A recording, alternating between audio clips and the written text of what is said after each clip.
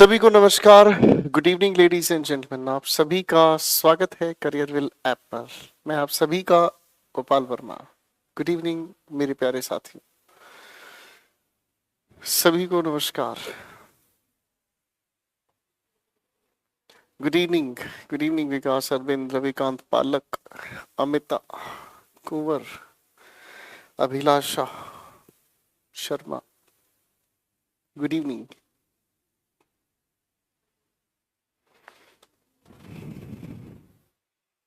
Good evening Ravindra. Good evening Poonam Pandey. Good evening भाई।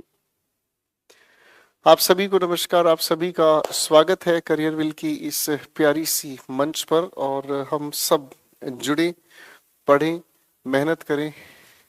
MTS की notification आ चुकी है, तनुज ने हम सभी को सूचना दी। जी तनुज जी, एमटीएस की नोटिफिकेशन आ गई है और एमटीएस के लिए भी अब आप अपनी कमर कस लीजिएगा। मैं तो पहले ही बता चुका हूं, 2021 में भरपूर वैकेंसीज हैं, भरपूर वैकेंसीज हैं 2021 में। और दबा के मेहनत करो, सारे फॉर्म फिल करो। आप भले ही किसी सीजीएल सीपीओ की तैयारी कर रहे हो, लेकिन फॉर्म सारे फिल करो बच्चों। गुड इवनिंग भाई। तो मेरे भाई, मेरे दोस्त, मेरे साथी, पिछली क्लास में हम लोगों ने जो चीजें पढ़ी थी, अब उन्हीं बातों को आज कहानी के अंत पर लेकर हमें चलना है। उन्हीं बातों को लेकर आज हमें कहानी के अंत पर लेकर चलना है। सब एग्जाम्स, बिल्कुल ठीक कहा तनुज आपने। जब आपका बैच शुरू हुआ था, मैंने तब भी कहा था आप लोगों का नवंबर तक का कैलेंडर आउट है। जो बच्चा सीरियस है अपने भविष्य को लेकर, जो अपने नौकरी को लेकर सच की एक तपस्या कर रहा है, वो बहुत जल्दी अपने आप को सिलेक्शन की तरफ लेकर जाएगा। और जिसे अपने भविष्य के साथ खिलवाड़ करना है, वो अपने खिलवाड़ में, फर्जी बातों में ही अपना टाइम पास करता जाएगा। ठीक है जी। तो आप सभी का फिर से स्वागत है दोस्तों। पिछली क्लास में हम लोगों ने कुछ पढ़ा था, उसी सफर को आगे बढ़ाते हैं। और पिछली क्लास में हमने क्या क्या पढ़ा था? बताइए जरा, पिछली क्लास में हमने क्या क्या पढ़ा था? मुझे जहां तक याद आ रहा है, पिछली क्लास में हम लोगों ने सेंस की बात की थी, जोन ऑफ क्वेश्चन पढ़ा था, है ना बच्चों? जोन ऑफ क्वेश्चन हम लोगों ने पढ़ा था। और जोन ऑफ क्वेश्चन में, हाँ जी चाय पीऊंगा मैं, सिरदर्द है बहुत प्यारा सा। जोन ऑफ क्वेश्चन हम लोगों ने पढ़ा था, और जोन ऑफ क्वेश्चन में हम डायरेक्शन की बात कर रहे थे, है ना? ठीक है, और डायरेक्शन को लेकर सवाल। चलिए अब थोड़ी सी बातें आगे लेकर चल लेते हैं। जोन ऑफ क्वेश्चन से ही थोड़ा आगे हम बढ़ने का काम करते हैं। और सबसे पहले एक बात हम लिख लेते हैं, कुछ फेस्टिवल्स को लेकर हमें ये चीजें समझनी होगी। कुछ फेस्टिवल्स हैं बच्चों जो जनरल सेंस में यूज होते हैं, जैसे इनके साथ हम आर्टिकल का यूज नहीं करते। कहीं तो दिवाली, होली, ईद एक्सेट्रा, इनके साथ हमें द लगाने की जरूरत, आर्टिकल लगाने की जरूरत नहीं है। लेकिन बच्चों इसके पैरेलल एक दूसरी चीज आती है जो कुछ है फेस्टिवल्स, जैसे the independence day, the Republic day,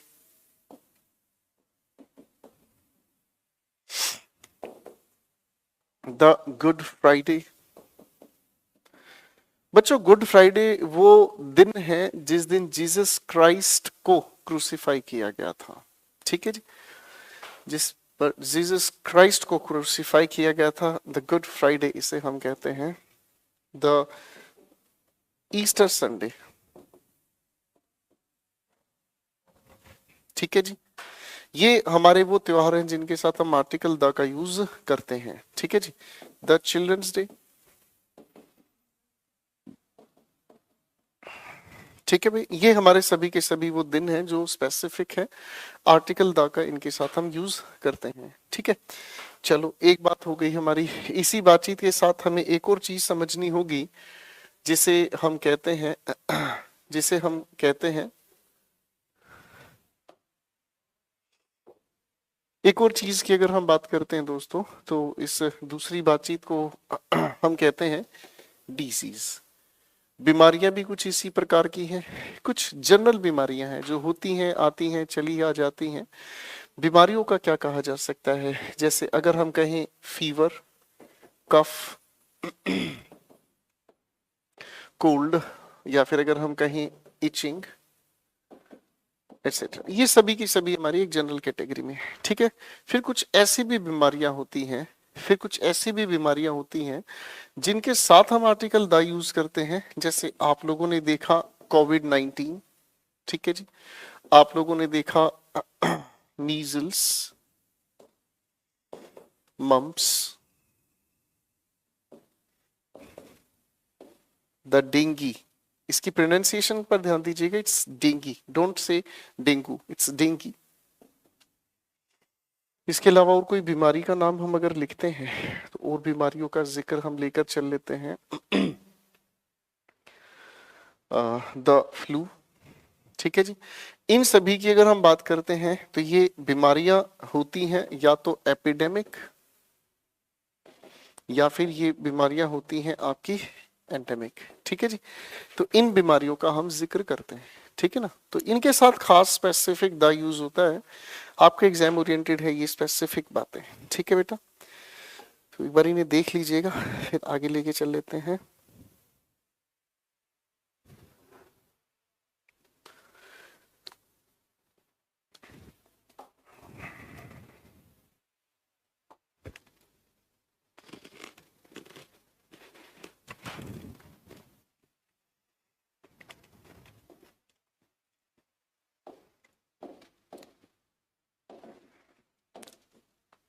दोस्तों, आप लोगों ने नाउन के दौरान मेरे साथ मिलकर एक लिंक पढ़ा था और उसे हम सब्जेक्ट कहते हैं। नाउन के दौरान एक बात आप लोगों ने मेरे साथ पढ़ी थी जिसे हम सब्जेक्ट कहते हैं, ठीक है जी। बेटा, मीजल्स बीमारी का नाम है, मैं क्या बताऊं इस बीमारी को क्या कहा जाता है? बुखार को बुखार कहा जाता है। अब मेरे से पूछो बुखार क्या होता है, तो मैं तो कुछ बोल नहीं सकता ना राजेंद्र। सब्जेक्ट की अगर हम बात करें तो जनरल सेंस में आर्टिकल की जरूरत नहीं है। ये मैंने आप लोग नाउन में भी बताया था, मैथमेटिक्स, फिजिक्स एटसेट्रा। जैसे पेपर आपके सामने लिखकर देता है,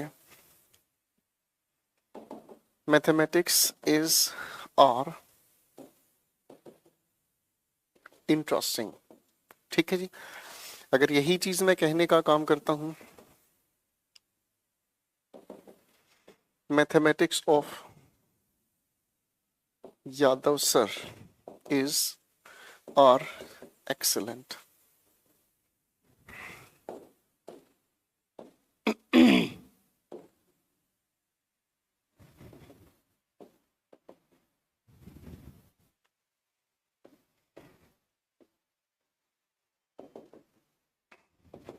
चलो बेटा, एक बार इस सवाल को देखो ध्यान से।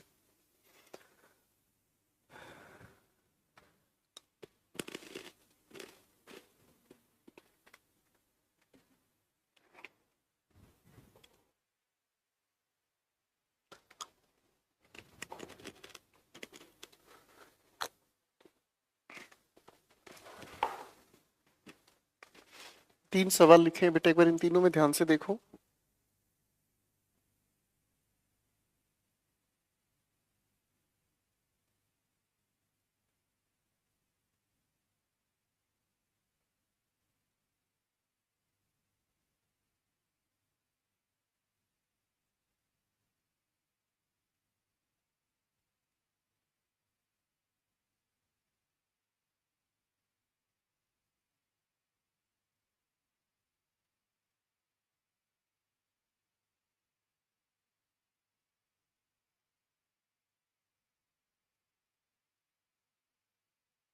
देखो बच्चों, आप अपने नाउन के अगर थोड़ा सा देखोगे तो नाउन के दौरान भी ये बताया गया था कि जब आप इन्हें स्पेसिफिक बनाते हो, जनरल सेंस में तो आर्टिकल की जरूरत नहीं है, ये सिंगुलर रहते हैं। अच्छा, पहले ये बताओ, नाउन के दौरान ये चीज बताई गई थी या नहीं बताई गई थी?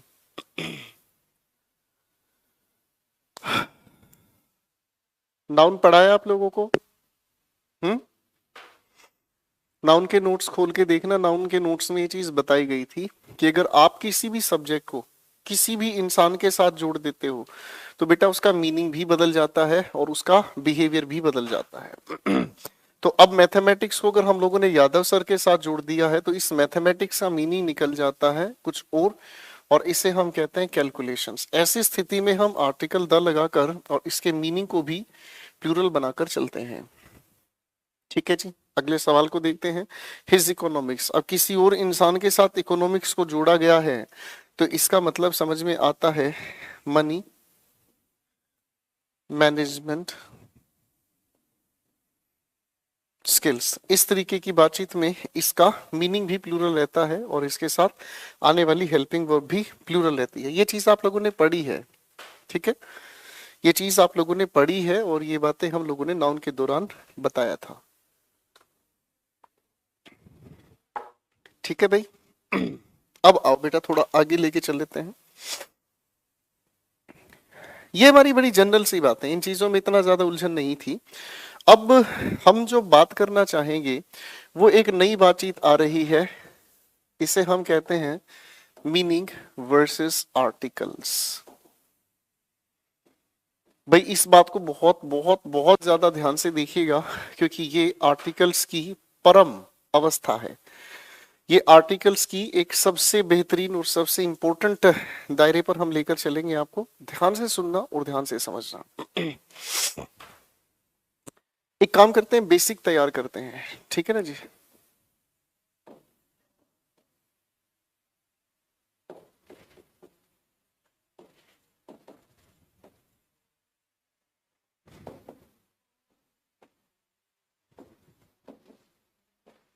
मैं कुछ फ्रेजेस आपके सामने लिख रहा हूं।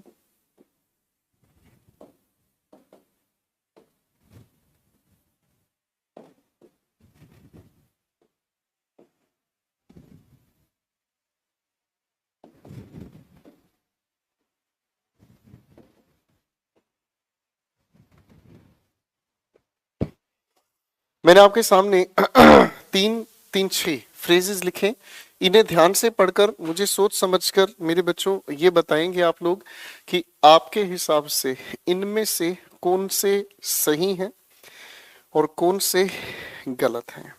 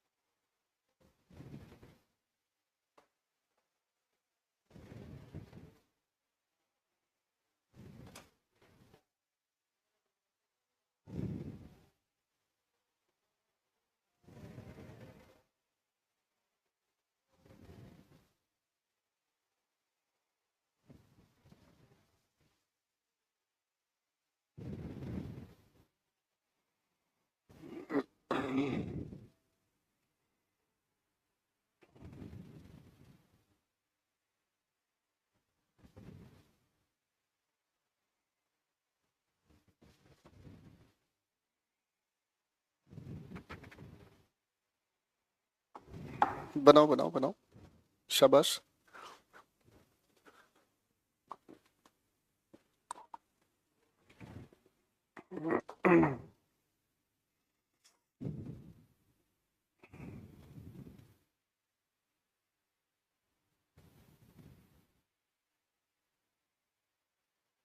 शाबाश।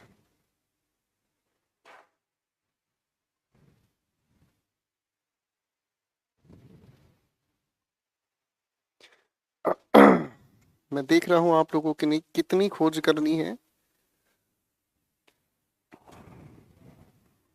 करो करो करो, मेहनत करो बेटा।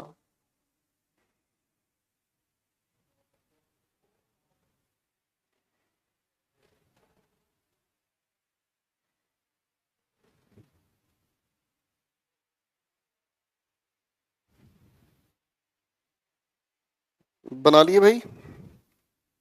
जब आपका मन खुश हो जाए तो मुझे बता दीजिएगा, मैं डिस्कशन शुरू करूंगा।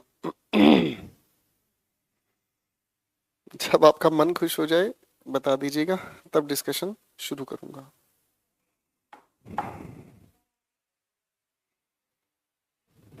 चलिए भाई, अब आओ इनको समझते हैं। देखो, मैं इस सारी कहानी को समझने के लिए आपके साथ मिलकर एक किताब की बात कर लेता हूं, है ना।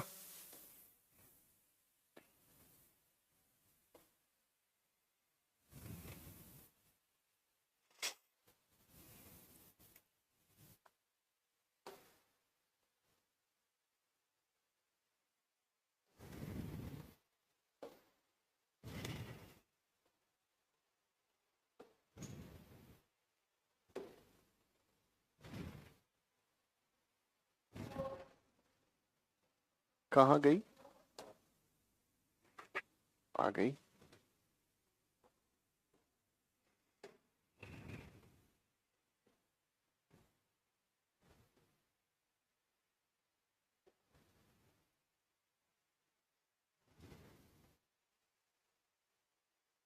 चलो ठीक है। हम्म अब आपके सामने ये है एक बुक, ठीक है। आपके सामने ये है एक बुक, और इसी बुक को लेकर मुझे सारे के सारे इस खेल को समझना है दोस्तों। फाइन, अब बड़े ध्यान से समझने का काम कीजिएगा। भाई, इस बुक की अगर हम बात करते हैं तो ये इस बुक की एक इस तरीके की,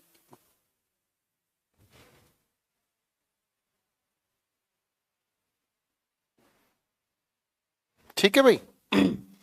और ये इस बुक के अंदर के हो गए भाई पेजेस, ठीक है। तो अब हम इस बुक से संबंधित सवालों पर काम करेंगे, ठीक है बेटा। सबसे पहले हमारे सामने लिखा है a page of a book. आपके दिमाग में एक चीज आएगी कि अगर किसी भी बुक की अगर मैं बात कर रहा हूं, अगर मैं उसमें से किसी एक पेज को निकाल रहा हूं, है ना। अगर आपके सामने कोई भी एक बुक है और आप उस बुक में से कोई भी एक पेज निकालने की बात कर रहे हो, तो बच्चों एक चीज तो कंफर्म है, बुक तो आपकी स्पेसिफिक ही होगी भाई, हाँ है ना।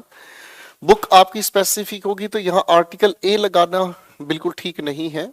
अब हम दूसरी बात देखते हैं, भाई बुक तो स्पेसिफिक होगी, हाँ है ना। अब आपकी ये रही बुक, इसमें से आप कोई भी एक पेज निकालें।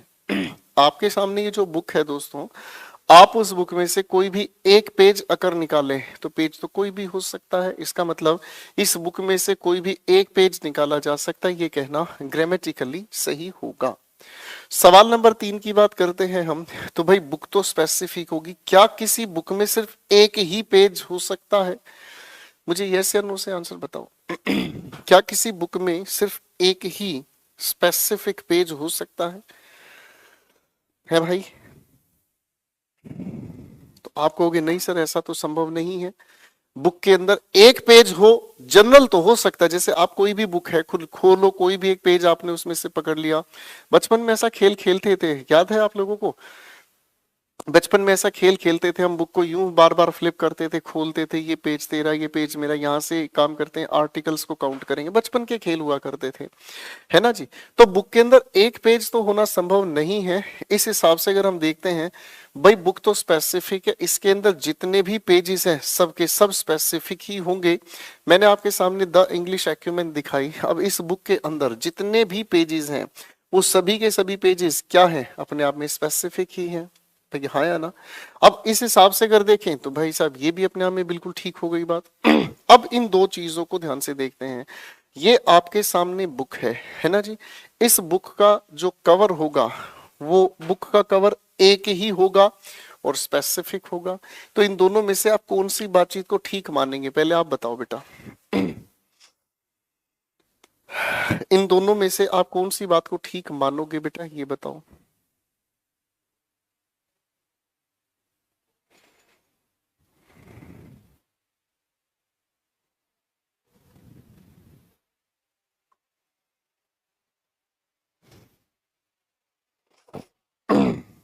हाँ जी बच्चों।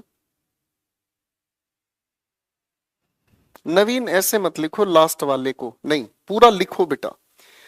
ये पहले को लास्ट को ऐसे बोलोगे ना।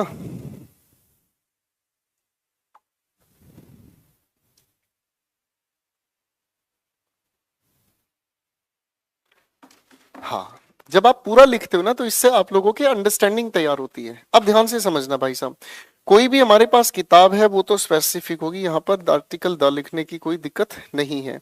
अब किसी भी बुक के अंदर एक से ज्यादा कवर तो होते ही नहीं है ना। अगर एक से ज्यादा बुक के अंदर कवर हो तो भाई अ कवर कहना सेंसिबल है। अब आप जानते हो जी किताब एक है तो उसका जो कवर होगा वो भी एक ही होगा, तो ये कहना सेंसिबल हुआ अ कवर ना कहकर। बात समझ रहे? भाई कॉमन सेंस की बात है यार, एक ही किताब है, किताब का कवर भी एक ही होगा, तो जो भी कवर होगा वो स्पेसिफिक ही होगा, उसके साथ द लगाकर काम चलाना होगा, है ना भाई। अगले सवाल की तरफ बढ़ते हैं। ठीक है जी, अब ये चीजें ही समझनी होती है बेटा आप लोगों को कि आर्टिकल जो है वो मीनिंग को लेकर बहुत ज्यादा कॉन्शियस है। एक सवाल घुमाता हूं, मैंने एक सवाल लिखा,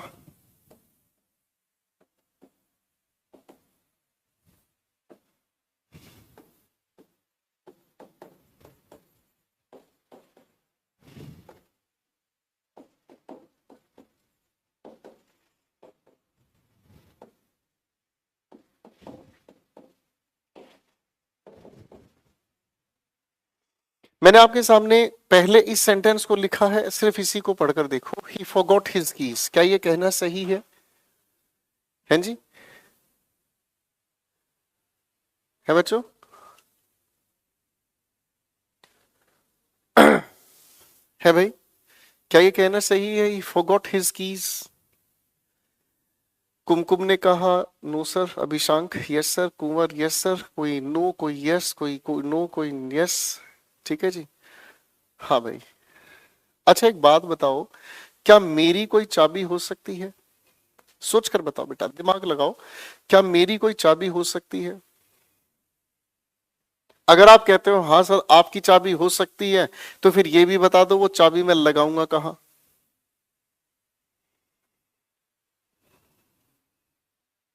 बताओ। चलो आपसे सवाल पूछ लेता हूं। हाँ भाई, अभिषेक तुम्हारी कोई चाबी है?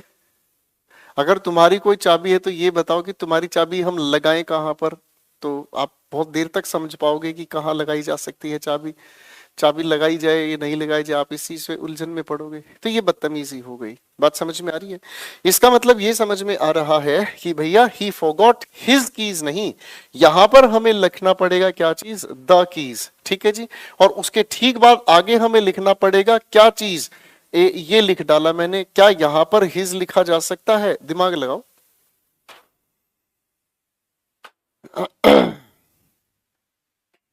क्या यहां हिज लॉक कहा जा सकता है? हाँ भाई, पालक। पालक नाम अच्छा है। पालक पनीर, कहां से है बेटा पालक पनीर? ओ सोनिया तुझे देखता हूँ सोचता हूँ बस यही, तू दे दे मेरा साथ। ठीक है जी, तो आप ये समझ पा रहे हैं भाई साहब, ताला भी उसका नहीं है, इसको भी हटाकर हमें क्या लिखना होगा? हाँ है ना? बात समझ में आ रही है? मीनिंग तो नॉनसेंस बन जाता है, अगर आर्टिकल की जगह बातचीत गलत लिख दी जा रही है तो मीनिंग बदल जाता है। ठीक है, अब देखो इन तीन सवालों को ध्यान से देखो, ये तीन सवाल मैंने लिखे हैं, इन तीन सवालों के क्या क्या सेंस निकल सकते हैं। रवि सोल्ड अ कार, ठीक है जी। फिर मैंने कहा Ravi sold the car, Ravi sold his car. Meaning को ध्यान से समझने का देखना बेटा। ठीक है, अब अगर मैं कहता हूं रवि सोल्ड अ कार, तो यहां इस आर्टिकल को कार के साथ यूज किया गया है, लेकिन इससे इसका मीनिंग नहीं, इससे इस रवि का मीनिंग जस्टिफाई होता है कि रवि कुछ और ना होकर एक सेल्स पर्सन है। रवि कुछ और ना होकर गाड़ियों के शोरूम में एक सेल्स पर्सन है और गाड़ी बेचने का वो काम करते हैं।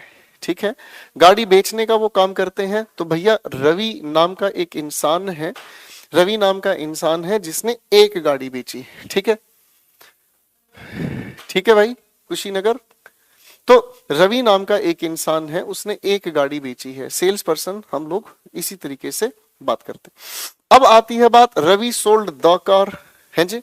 अब इस द कार होने की वजह से ये कार स्पेसिफिक हो गई, लेकिन ये समझ नहीं आई उसने गाड़ी बेची कौन सी है भाई। द कार कहकर स्पेसिफिक बनाने के लिए, स्पेसिफिक बनाने के लिए हमें ये तो पता ही नहीं चल पा रहा कि कौन सी गाड़ी बेच दी।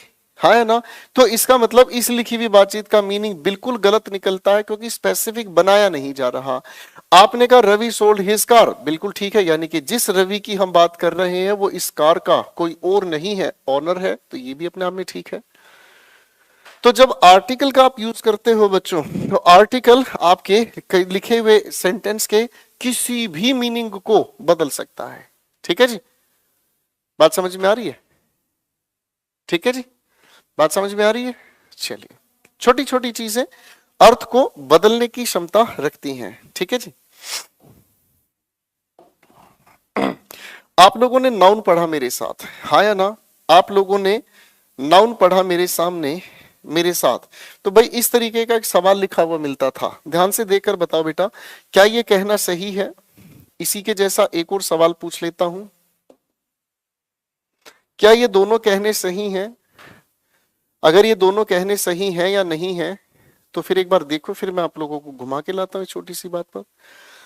आर्टिकल की सबसे खूबसूरत कहानी यहीं पर छिपी हुई है। आर्टिकल की सबसे खूबसूरत कहानी यहीं छिपी हुई है। जब आप इन्हें पढ़ोगे तो पता चलेगा, अच्छा आर्टिकल लगने की वजह से कितने अर्थ के अंदर घूम जाती हैं बातें। तो भाई अब इस लिखी हुई बातचीत को ध्यान से देखते हैं। ये लिखा है मैंने, और बच्चों आप लोगों ने मेरे साथ मिलकर इसे ठीक करने का काम किया, और इधर किया लेग ऑफ, और उसके बाद आप लोगों ने लिखा टेबल। लेकिन बच्चों ये बात पूरी तरह से ठीक थोड़ी है। अगर आप लोगों ने ये वाली बात देख ली है ध्यान से, तो कहीं ना कहीं आर्टिकल का कुछ ना कुछ तो लफड़ा इसके साथ भी जुड़ा होगा, तो ये बात पूरी तरह से ठीक नहीं है। अब ये बात पूरी तरह से अगर ठीक नहीं है, तो इस बातचीत को ठीक करना होगा। भाई साहब टेबल का ही हिस्सा तो लेग है, तो टेबल को तो स्पेसिफिक बनाना होगा भाई, हाँ है ना? बात समझ में आ रही है? हाँ है ना? अब यहां पर आर्टिकल हम ए का यूज करें या द का यूज करें, ये आपको बताना है। आर्टिकल ए का यूज करें या आर्टिकल द का यूज करें, ये आपको बताना है। आप लोगों ने बहुत सारी टेबल देखी हैं। आप लोग अगर किसी रेस्टोरेंट में जाते हैं दोस्तों, आप अगर किसी रेस्टोरेंट में जाते हो किसी भी इंसान के साथ, तो भाई आपने इस तरीके की टेबल देखी होगी, हाँ या ना? तो इस हिसाब से तो किसी भी टेबल की एक लेग भी हो सकती है, हाँ है ना? और संभावना ये भी है कि कोई टेबल आपके सामने है और उसके सामने इस तरीके से अलग अलग उसके पांव बने हुए हैं, भाई हाँ है ना? अलग अलग तरीके से उसके जो पांव हैं वो बने हुए हैं। भाई बात समझ में आ गई? तो इसका मतलब क्या समझ में आया? A leg of the table. तो यानी कि यहाँ पर दोनों संभावनाएं बिल्कुल ठीक है। अगर मैं कहता हूं a leg of the table, तो इसका मतलब टेबल के कई सारे पांव हैं जिसमें से एक की मैं बात कर रहा हूं। ठीक है जी।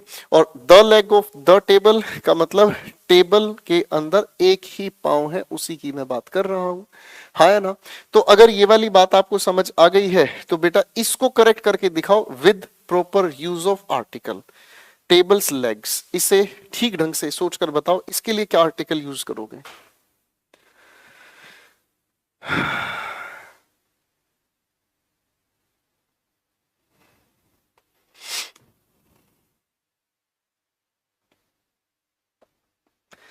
बेटा फिर कह रहा हूं, एक बार पढ़ो और ध्यान से पढ़ो, और बड़े ध्यान से सुनो, बार बार के चक्कर मत पालो।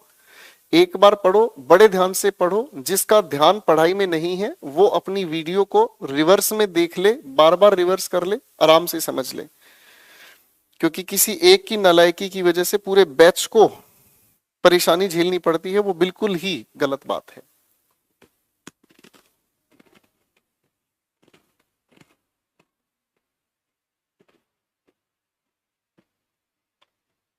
बहुत सारे बच्चे इतना सख्त नशा करते हैं, वो लिख रहे हैं अ लेग्स। इन नशेड़ियों को ये नहीं पता कि आर्टिकल ए के साथ लेग्स कहां से यूज कर रहे हो तुम। हाँ भाई, पालक पनीर।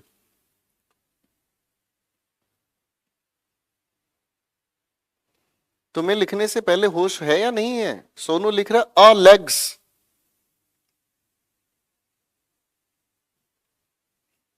कम से कम होश में तो पढ़ाई करो बेटा।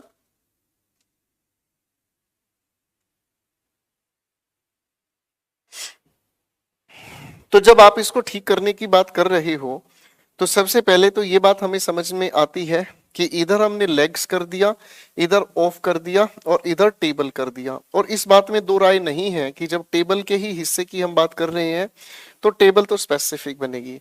अब यहां पर यूज हुआ है लेग्स, आर्टिकल ए का तो यूज ही नहीं हो सकता। एक मूर्ख इंसान भी ये बता सकता है कि आर्टिकल ए का तो इसके साथ यूज ही नहीं होगा, लेकिन यहाँ पर सोनू नाम का लड़का है, पालक पनीर है, लगा पड़ा है उल्टी सीधी हरकतें करने में। तो भाई सीधी सी बात है, जब लेग्स का मतलब सारी की सारी इस लेग्स की बात कही गई है तो इसका मतलब तो आर्टिकल द लगाना संभव है। बात कुछ पल्ले पड़ी या नहीं भाई? आर्टिकल सबसे ज्यादा खतरनाक पड़ते हैं, ठीक है ना जी, आर्टिकल सबसे ज्यादा खतरनाक पड़ते हैं। वो अलग बात है, बच्चों को गिनती की बातें समझ में आती हैं, गिनती की बातों पर वो फोकस्ड रहते हैं और सोचते हैं कि इसी से अपना बेड़ा पार हो जाएगा, बर्बाद हो जाएगा। खेल ध्यान से सुनो, ध्यान से समझो। यहां तक की बात समझ में आ गई? चलो भाई, अभी तो बहुत दूर जाना है बेटा सफर, ठीक है। एक और नियम से मिलाता हूं, we do not use article the with the following as they are used in general sense। पढ़कर देखो मैंने क्या लिखा है बेटा।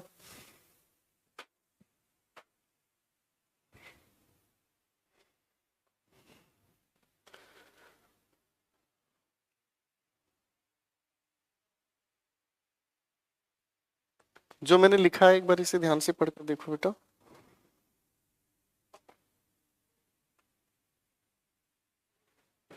ठीक है।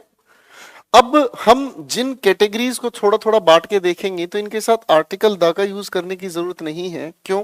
क्योंकि ये लिखे हुए हमेशा जनरल सेंस में ही यूज होते हैं। ठीक है जी। इस कैटेगरी में अगर हम समझने का काम करते हैं तो चलो छोटी छोटी कैटेगरीज फिर बनाई जा सकती हैं। और ये हो गया आप लोगों का सबसे पहले एजुकेशनल प्लेसेस, जो भी शिक्षण संस्थान है। जैसे अगर हम कहें स्कूल, कॉलेज, यूनिवर्सिटी, ठीक है जी, मदरसा, एक्सेट्रा, कोचिंग इंस्टीट्यूट, कुछ भी नाम लिख लीजिएगा। अब मैं आपके सामने दो सवाल लिख रहा हूं, दोनों के दोनों सवालों को बड़े ध्यान से समझने का काम कीजिएगा। मैंने एक सवाल लिखा आपके सामने, ही वेंट टू स्कूल, और फिर मैंने आपके सामने कहा he went to the school. दोनों के दोनों सेंटेंसेस बिल्कुल ठीक हैं। दोनों में क्या अर्थ से फर्क निकलता है बताओ।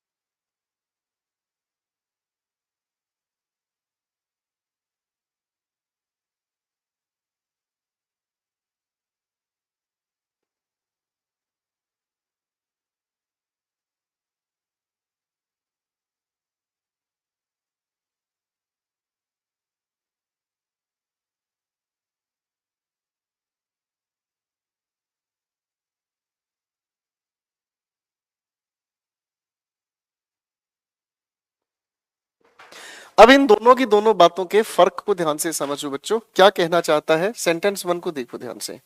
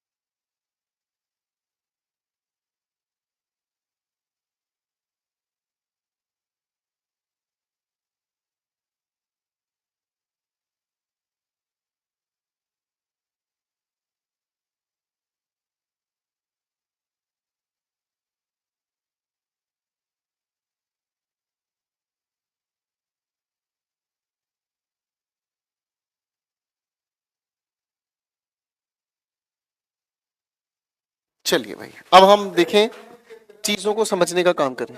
ठीक है, अब देखो ध्यान से।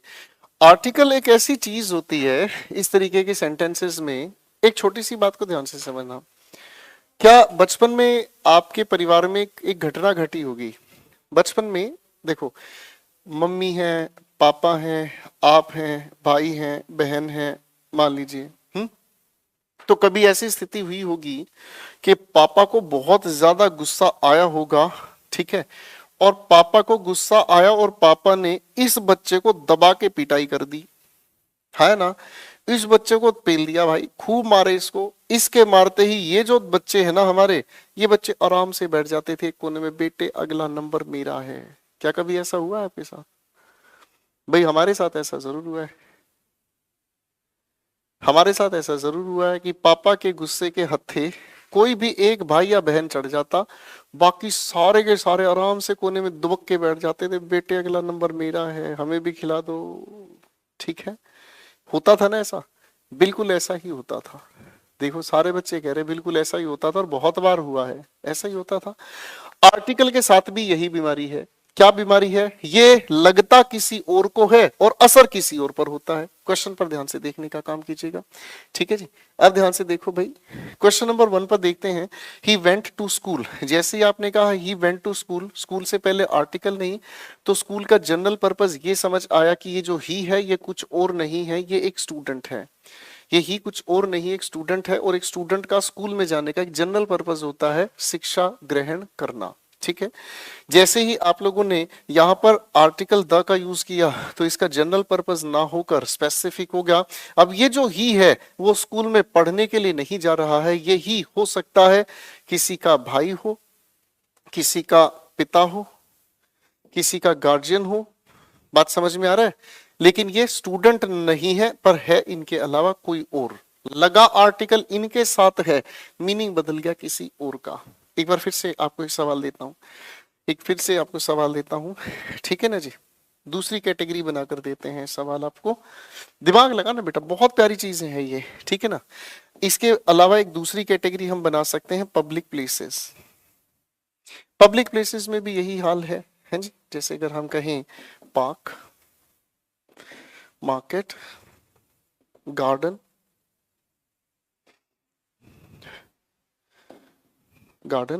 Bus stand, airport, railway station, कुछ भी। दो सवाल लिख रहा हूं, दिमाग लगाइएगा बेटा बड़े ध्यान से, ठीक है जी। मैंने आपके सामने कहा ही वेंट टू मार्केट, फिर मैंने कहा he went to the market. दो सवाल हैं। आपको जितना ज्यादा आपको जितना ज्यादा सोचने का मौका मिलेगा, उतना ही अच्छा रेस्पॉन्स निकलेगा। लगाओ बेटा दिमाग। इन दोनों सेंटेंसेस में क्या फर्क है? सोचो ध्यान से और बताओ बेटा।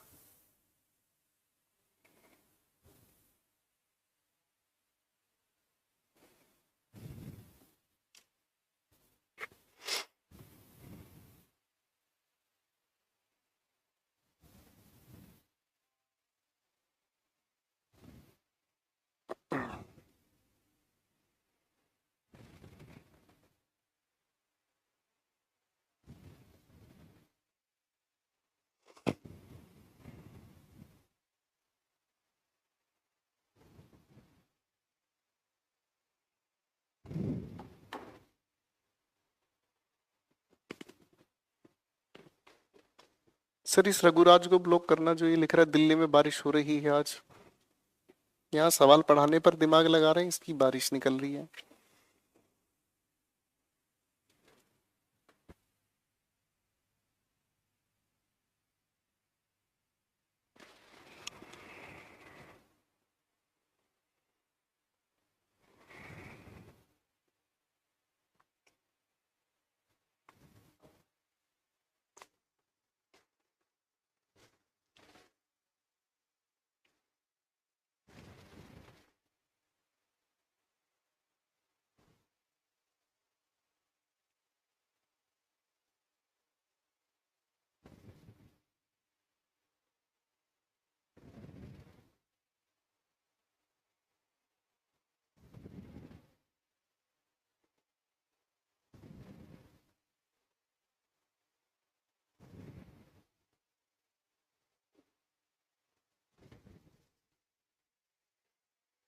चलो भाई, अब इन दोनों बातों के अंदर फर्क को समझिएगा दोस्तों।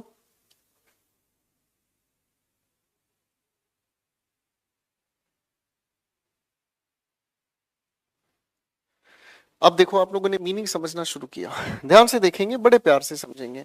ही went to market general purpose है, इसका मतलब क्या हुआ? ये जो ही मार्केट गया है, मार्केट किस लिए जाते हैं? शॉपिंग के लिए जा रहे हैं। इसका मतलब इस इंसान का जो पर्पज है वो क्या है? जनरल पर्पज है, और वो है शॉपिंग। भाई कुछ खरीदने गया, सीधी सी बात है। फाइन।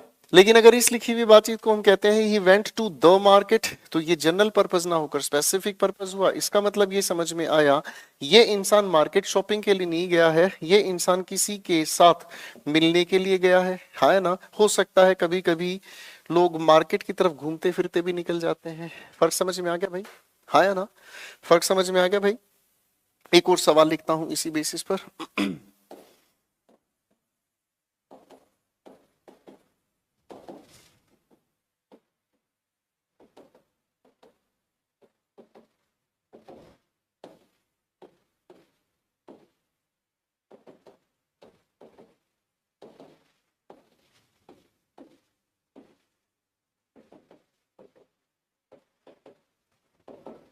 4 सवाल लिखे हैं, चारों के चारों सवालों को ध्यान से देखिएगा।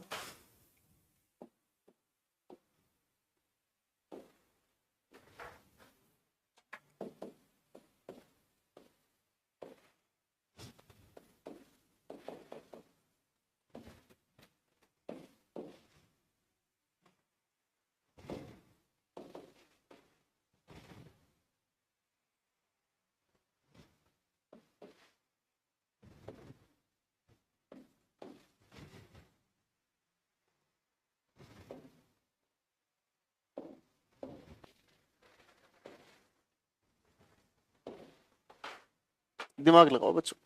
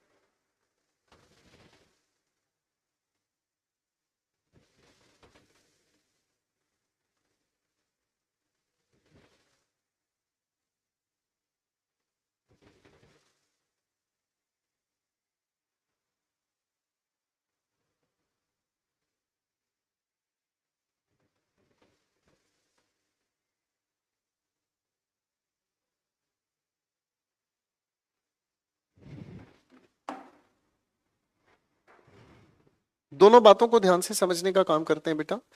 इन दोनों के दोनों बातों को बहुत ध्यान से समझो। है एक ही शब्द लेकिन कहानी बदल गई है। क्या कहानी बदल गई है? He went to jail. अब एक बात समझने की है भैया, जेल बेसिकली एक सुधार गृह होता है जहां अपराधियों को रखा जाता है ताकि वो अपने जीवन में सुधार ला सके। ठीक है जी। इसका मतलब क्या समझ में आया? इसका मतलब ये समझ में आया, ही को अगर जनरल सेंस में हम लेकर जाते हैं तो इसका मतलब ये तो हो गया हमारे सामने कल्प्रिट। ठीक है जी। अब आप एक चीज जानते हैं कि कोई भी जो कल्प्रिट है, कोई भी जो अपराधी है, कोई भी किसी भी तरीके का अपराध करने वाला, वो कभी भी जेल खुद नहीं जाता। यानी कि बात गलत हो गई। पहली बात गलत हुई। He went to the jail, जैसे आपने आर्टिकल को यूज करने का काम किया, इसका मतलब ये ही हो सकता है कोई ऑफिसर हो, ऑफिसर नहीं तो हो सकता है कोई ये एडवोकेट है। ठीक है जी। हो सकता है किसी से मिलने गया हो, लेकिन इसका जनरल पर्पस नहीं है। दूसरी बात अपने आप में बिल्कुल सही है। अब यहां लिखा है he was sent to jail, इसका मतलब ये पैसे बनाया गया है। और ये अभी अभी हमने बिना आर्टिकल के समझा था कल्प्रिट है, तो भाई कल्प्रिट को तो जेल भेजा ही जाता है, ये अपने आप में सही है। और जब आप ये कहते हैं he was sent to the jail, तो इसका मतलब ये समझ में आया, ये भी अपने आप में सही है कि किसी भी ऑफिसर को जबरदस्ती जेल भेजा गया है किसी इन्वेस्टिगेशन के लिए, किसी जांच पड़ताल के लिए, किसी से मिलने के लिए, कोई भी डेटाबेस कलेक्ट करने के लिए। ठीक है जी। अब अगली बात को हम देखते हैं। ठीक है, अगली बात को देखते हैं। आई यूजुअली गो टू, आगे लिखा है बेड एट 11 PM। अब यानी कि इसका मतलब है कोई भी इंसान यहां पर बेड जाने की अगर बात कर रहा है, इसका मतलब ये समझ में आया भाई बेड का जनरल पर्पस क्या होता है, ये इंसान वहां सोने के लिए गया, इसलिए आर्टिकल की जरूरत नहीं है। ठीक है जी। अब अगर हम देखते हैं अगले सवाल को, I go to blank bed and bring some books, इसका मतलब क्या समझ में आया? वो यहां पर बेड पर सोने के लिए नहीं, ये एक पर्टिकुलर प्लेस बताने का काम कर रहा है, एक स्थान बताने का काम कर रहा है कि भैया मैं बेड तक गया, वहां से अपनी किताब उठाकर ले आया। इसका मतलब यहां पर ये सोने का काम अगर नहीं है, जनरल सेंस नहीं है, तो एक प्लेस बता रहा है, इसीलिए क्या हुआ द बेड। ये पेपर में पूछे जाते हैं। आर्टिकल को जितना हल्का समझा जाता है, आप यकीन नहीं मानोगे, ये उतना ज्यादा गहरा डैमेज देने की हिम्मत रखता है। तो मेरे बच्चों में फिर से एक चीज ही कहना चाहूंगा, जो जितना ध्यान से पढ़ेगा वो उतने अच्छे आराम से स्कोर पर फोकस्ड रहेगा। आगे चलते हैं। अच्छा, इसी के अलावा एक तीसरी कैटेगरी भी हम बना सकते हैं, जिसे अगर हम कहना चाहें रिलीजियस प्लेसेस। आप कितनी कैटेगरी बना सकते हैं? जब रिलीजियस प्लेसेस की हम बात करते हैं बच्चों, तो रिलीजियस प्लेसेस में क्या क्या चीज आती है? भाई टेंपल हो गया, चर्च हो गया, ठीक है जी, मॉस्क। अब आप सोचोगे कि सर कल की क्लास में तो आपने रिलीजियस प्लेसेस के साथ, लेडीज एंड जेंटलमैन, कल की क्लास में तो रिलीजियस प्लेसेस के साथ आप लोगों ने हमारे साथ द लिखवाया था। बिल्कुल वो स्पेसिफिक थे, the Mecca, the Medina, the Gurudwara Sahib, जो भी नाम लिखना चाहें, द अमरनाथ, ये स्पेसिफिक है, लेकिन यहाँ जनरल की बात कही जा रही है। ठीक है ना जी। अब देखो यहाँ पर एक छोटा सा सवाल अगर तैयार कीजिए, ईशा विजिटेड अ टेम्पल, फिर मैं आपके सामने कहूं ईशा विजिटेड टेम्पल, और अगर हम कहें ईशा विजिटेड द टेम्पल, तीनों के अर्थ बिल्कुल अलग हैं। तीनों के अर्थ बिल्कुल अलग हैं। चलो पहले आप दिमाग लगाओ, फिर आपके संग मिलकर इनकी कहानी को समझेंगे। फिर से कह रहा हूं, तीनों के अर्थ बिल्कुल अलग हैं, तीनों की कहानियां बिल्कुल जुदा हैं।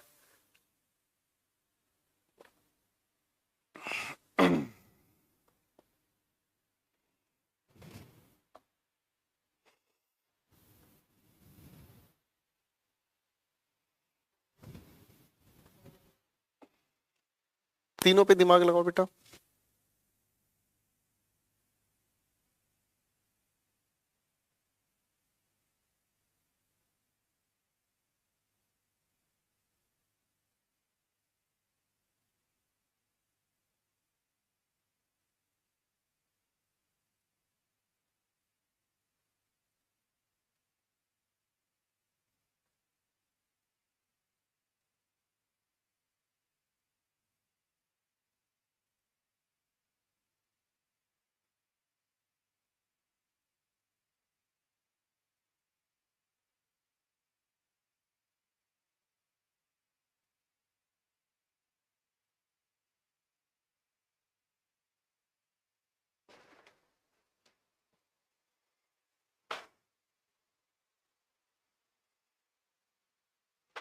बनाओ बनाओ बनाओ।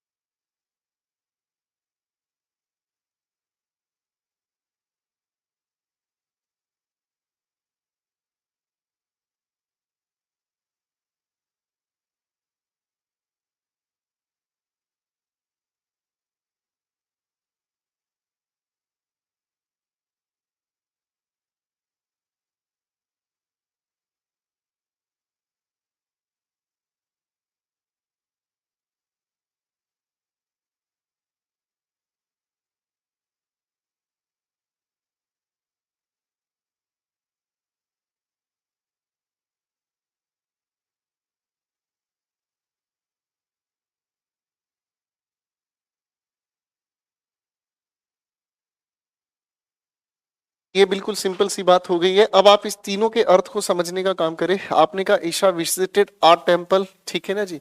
अब इस आर्ट टेम्पल का मतलब ये हो गया, सामने समझ आता है, अननोन टू एवरीवन। भाई कोई जानता ही नहीं था।